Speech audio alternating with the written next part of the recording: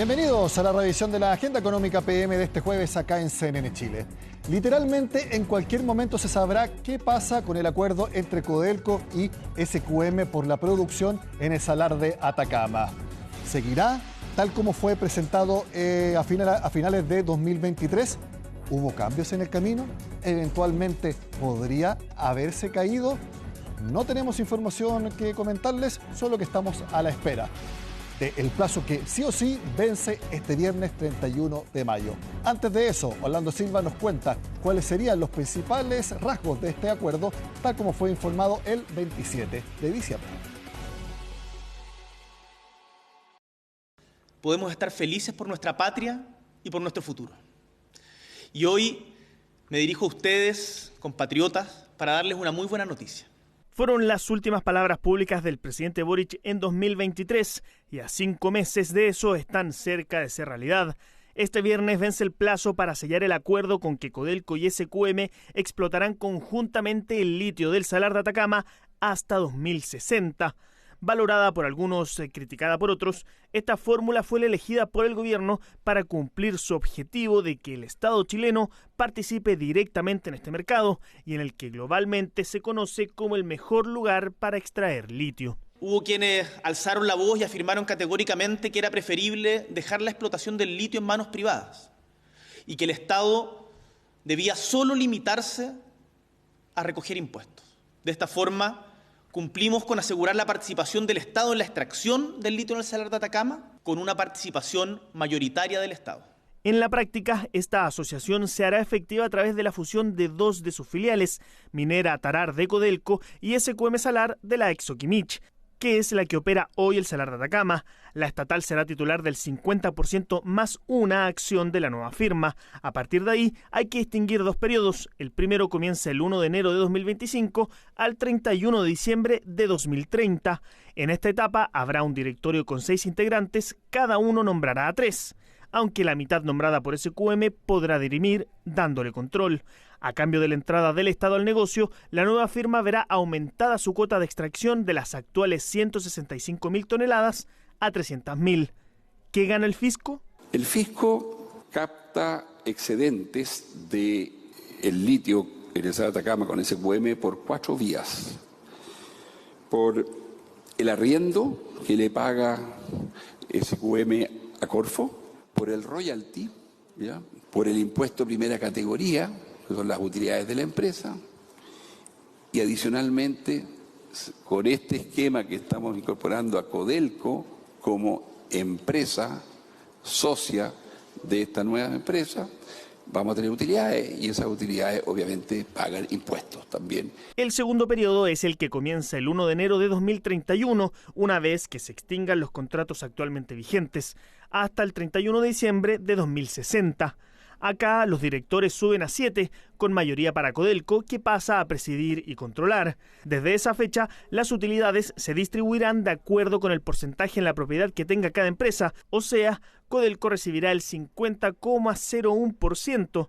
Esta nueva sociedad producirá 300.000 toneladas de litio al año. Durante el primer periodo, la corporación estatal recibirá utilidades correspondientes a 201.000 toneladas de carbonato de litio equivalente. Durante el segundo periodo, las utilidades se distribuirán a prorrata de las acciones de cada parte. SQM transferirá en propiedad a Codelco la totalidad de sus concesiones mineras y demás derechos de los que sea titular en el Salar de Maricunga, además de una autorización gratuita e irrevocable para utilizar su know-how en otros proyectos de litio de Codelco. Pese a las justificaciones, todavía hay oposición a este acuerdo a nivel político. Esta operación no fue licitada, nadie tenía idea, se hizo entre 4 paredes. ¿Por qué no se hizo un proceso de licitación?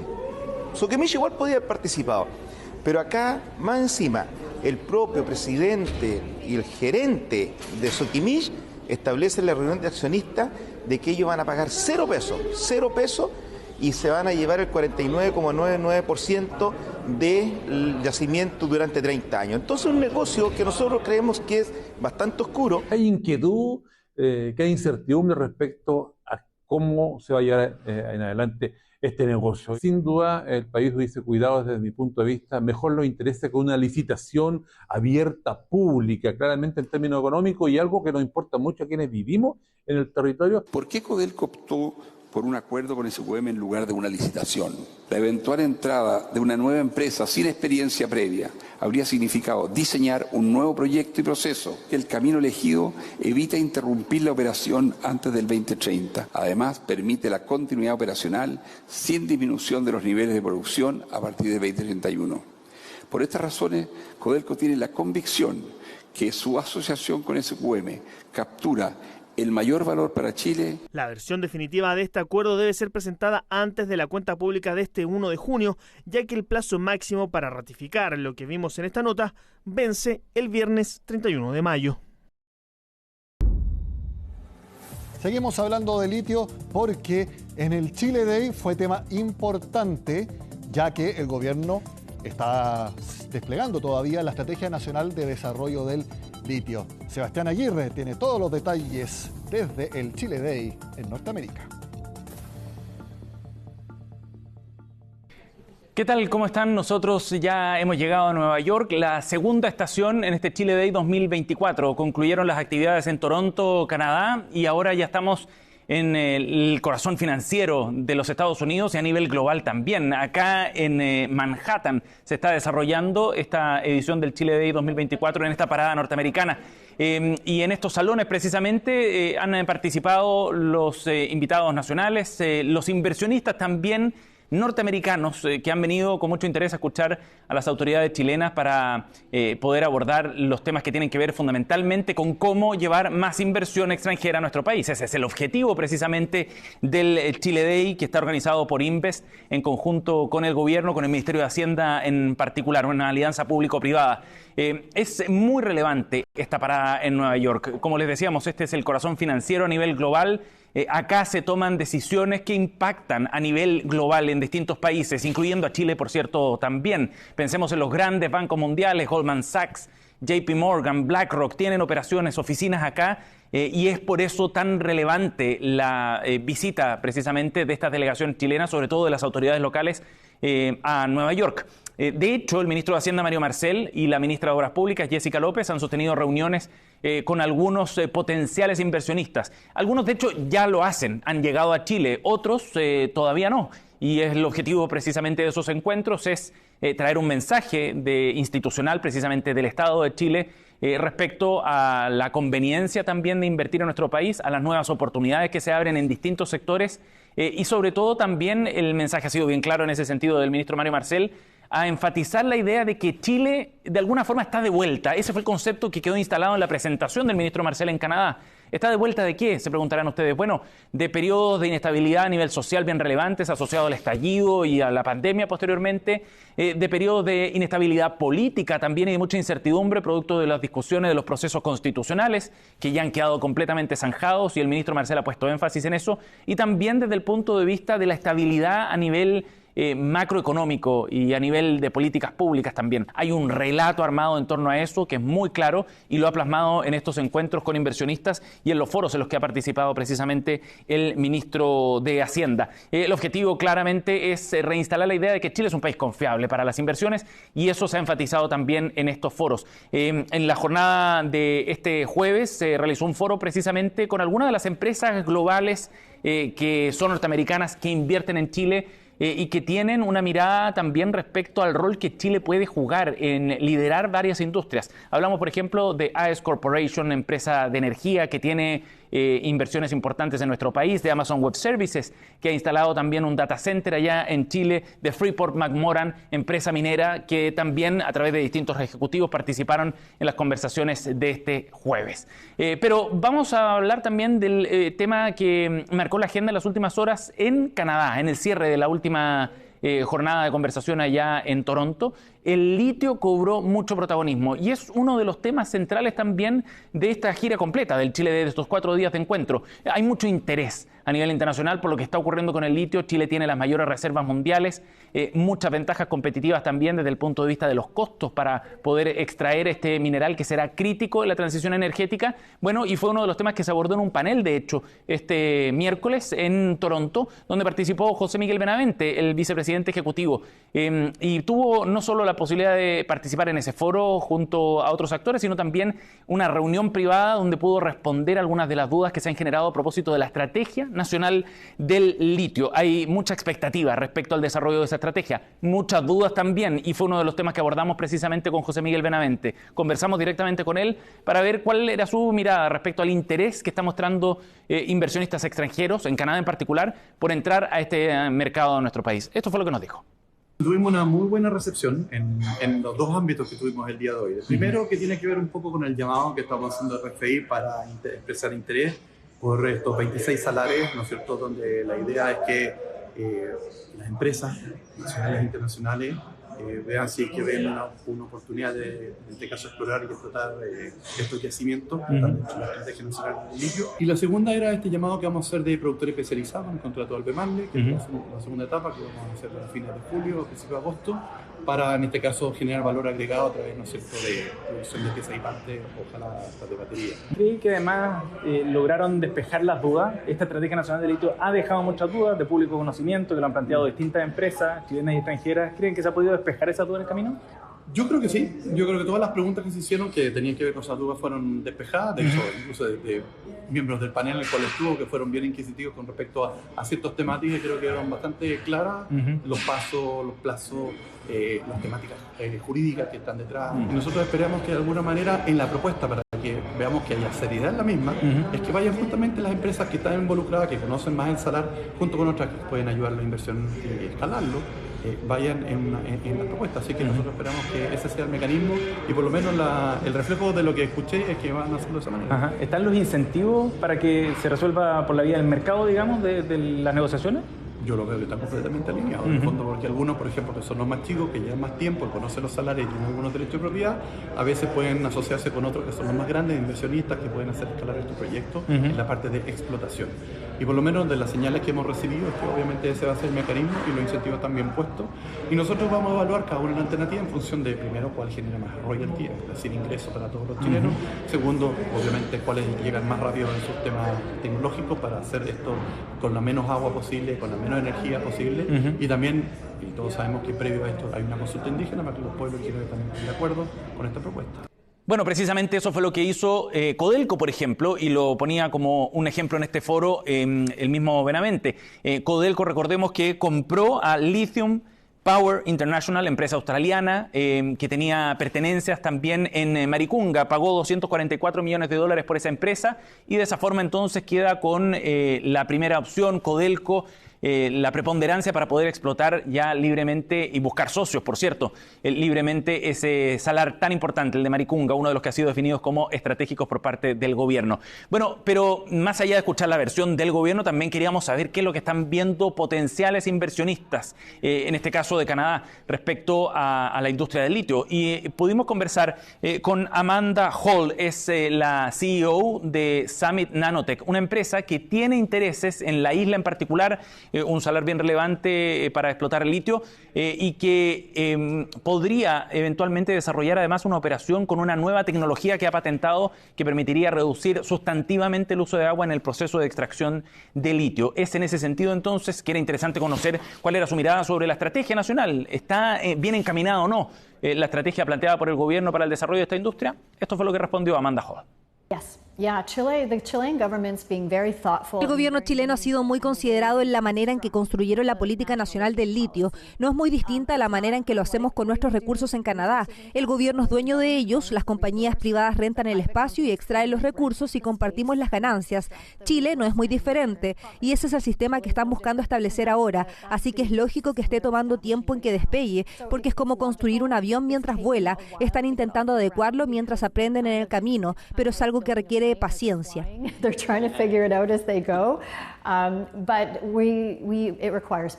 Bueno, y es muy interesante también constatar cómo ciertas instancias de conversación, y en particular las que se generaron en este Chile Day, han servido para despejar dudas precisamente sobre esta nueva estrategia para la industria del litio, que busca de alguna manera consolidar el liderazgo que tiene Chile en la producción a nivel global. La misma Amanda Hall también valoraba la interacción con las autoridades chilenas.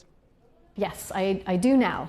If you'd asked me 2 months ago, I would have said no, I'm not comfortable. Sí, ahora sí. Si me preguntabas hace 2 meses, te habría dicho que no estaba cómoda porque había mucha inseguridad. No habían siquiera anunciado qué salares eran estratégicos, cuáles serían protegidos. No habían anunciado qué porcentaje del proyecto iba al inversionista y cuánto iba de vuelta al proyecto para generar más ingresos. Así que toda esa incertidumbre puso una nube gris alrededor de mis proyectos y nosotros hemos invertido muchísimo en Chile, más de $50 millones por ahora y planeamos que sea más, pero me hizo pausar con la incertidumbre y pensar, ¿estoy en el país correcto para hacer esto o necesito irme a Argentina? Una muestra entonces de lo que ha ocurrido en este Chile Day, donde el litio vuelve a tomar relevancia. El gobierno lo ha definido como una de las áreas que busca empujar con más fuerza por el carácter estratégico, por lo que ya decíamos, las ventajas que tiene Chile, y la apuesta es bien grande porque para el año 2030, dijo el ministro Marcel, podría haber un aumento de 76% de la producción de litio que actualmente tiene Chile y se podría más que duplicar incluso para el año 2035. Una apuesta grande que veremos luego sus resultados cuando se manifiesten los intereses de aquellos actores privados que quieren entrar a la industria. Y todo esto en la antesala, además, faltan horas para esto, para conocer los detalles del acuerdo entre SQM y Codelco. El plazo debería ser este viernes. Ya veremos qué se define en el contrato entre ambas partes. Es un punto central de la estrategia que está empujando el Ejecutivo. Así que tendremos esos detalles y eventualmente también reacciones, por cierto, acá en el contexto del Chile Day. Mañana les estaremos contando, este viernes, sobre los detalles de la agenda acá en Nueva York. Desde la capital financiera norteamericana, desde Nueva York, es el despacho de los enviados especiales, Alan Bornich, Sebastián Aguirre. Hacemos la pausa en Agenda Económica. Al regreso hablamos de las últimas cifras de empleo y también de 2 proyectos de ley bastante polémicos que se van a tramitar próximamente y al mismo tiempo. Lo vemos al regreso.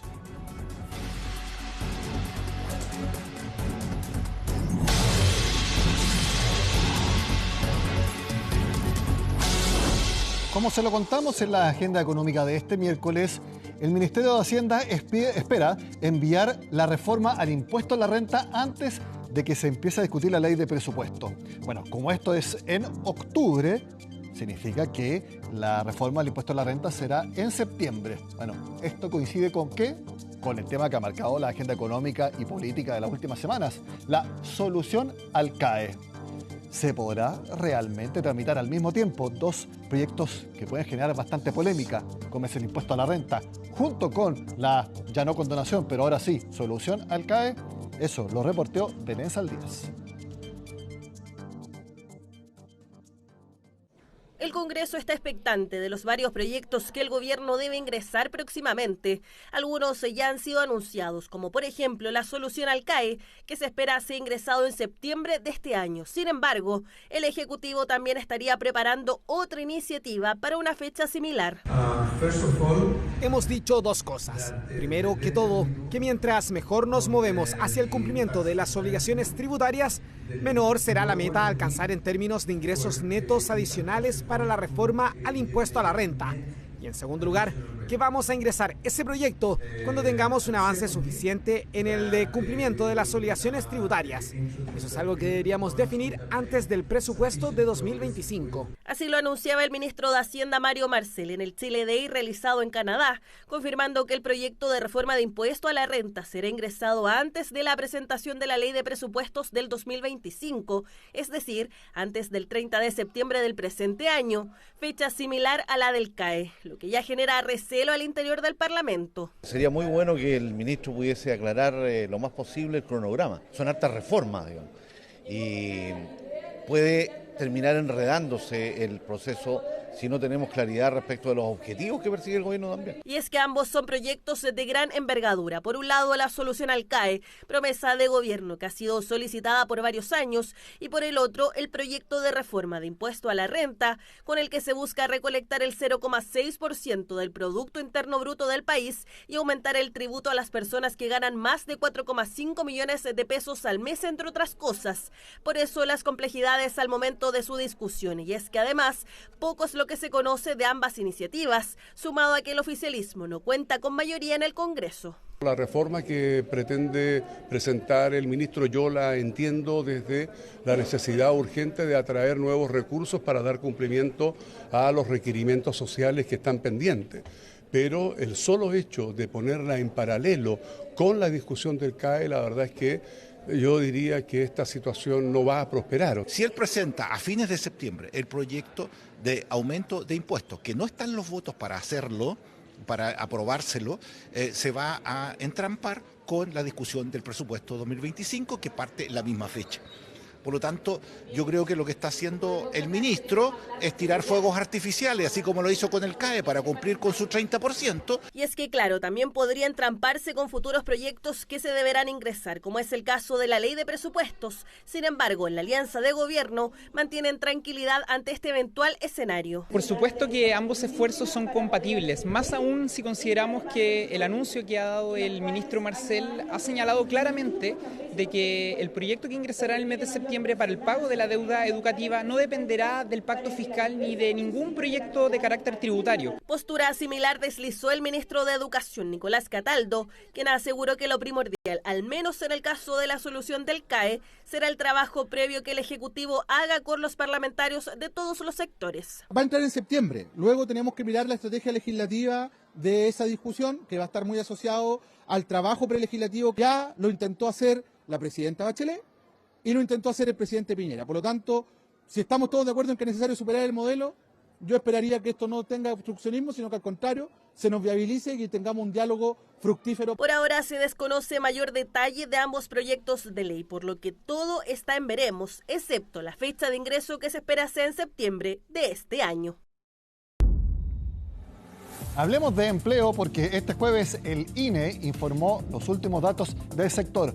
La tasa de desocupación bajó a 8,5%, una décima menos de lo que proyectaba el mercado. Pero hay un dato muy importante y lo vemos en pantalla. En el último año, medido entre febrero y abril de 2023, con febrero y abril último, se crearon más de 300.000 empleos y es parte del análisis de los equipos económicos. Partimos revisando algunas conclusiones. Por ejemplo, la de Clapes UC, que señala que la creación de empleo anualmente fue impulsada principalmente por asalariados del sector privado, aumento de 4,5% en este sector, con más de 240.000 nuevos puestos. Los trabajadores formales del sector privado también registraron la mayor expansión anual de los últimos 15 trimestres, dos noticias bastante buenas. El sector comercio lideró nuevamente la creación de empleo, algo también que destacó el Instituto Nacional de Estadísticas. La población ocupada tuvo un aumento de 3,7% en 12 meses y estuvo incidido principalmente por las actividades de comercio, administración pública, transporte y actividades profesionales. La principal disminución en 12 meses se da en el sector de industria manufacturera y con respecto a las distintas categorías en la ocupación se destaca el aumento de asalariados, tanto formales como informales, y los trabajadores por cuenta propia. La tasa de ocupación informal para este trimestre móvil febrero, marzo, abril fue de 28,2%, mostrando un aumento en 12 meses de 0,8 puntos porcentuales. Según categoría de la ocupación, se destaca el aumento de trabajadores por cuenta propia y asalariados del sector privado. Según sector económico, el aumento del ocupado informal estuvo incidido por comercio, administración pública y transporte. Comercio ha sido bastante mencionado. Veamos precisamente el análisis de la Cámara Nacional del Sector.